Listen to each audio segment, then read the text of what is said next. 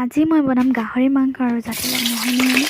নমস্কাৰ, মোৰ আন এটা ভিডিঅ' মাজলৈ আপোনালোকক সকলোকে স্বাগতম জনাইছোঁ। এয়া দেখিছেনে, মই তেল দিলোঁ আৰু তাতে পিঁয়াজখিনি অকণমান সিজিব দিছোঁ, বেছি সিজিব দিয়া নাই। তাৰপৰা গাহৰি মাংসখিনি দি দিলোঁ, তাৰপৰা ৰচুনখিনি দিলোঁ। মই ৰচুনখিনি তেলত ফ্ৰাই নকৰোঁ, তাৰপিছতে মাংস চাংস দিয়াৰ পিছতহে দিওঁ। এইফালে ৰেড চিলি, মিট মছলা, জিৰা, ধনিয়া আৰু জলকীয়াকেইটা জমনি নহয়, তেলত ফ্ৰাই কৰি ল'ব লাগিছিলে, কিন্তু মই পিছতে দি দিছোঁ, যি হয় হ'ব আৰু খাবলৈ কেনেকুৱা লাগিব।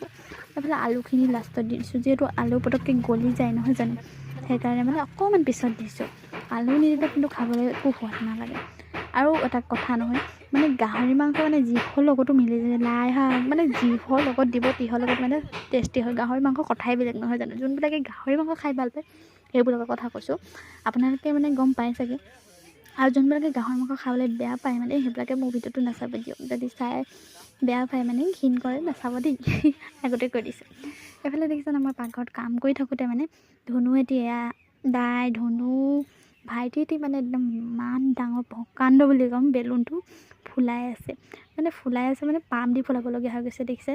এইফালে ভাত চাত বনাই থাকোঁতে মই ভিডিঅ' কৰিব পাহৰি থাকিলোঁ। তাৰপিছত লাষ্টত এইফালে দিওঁতে খাই শেষেই হ'ব হ'ল, তেতিয়া ভিডিঅ' কৰিছোঁ। যিহেতু গাহৰি মাংস মা আৰু আইতাই নচুৱে, তাত মই কৰিবলগীয়া হয় ন, সেইকাৰণে ভিডিঅ' চিডিঅ' কৰাই নহ'ল। আজি ভিডিঅ'টো বাই বাই।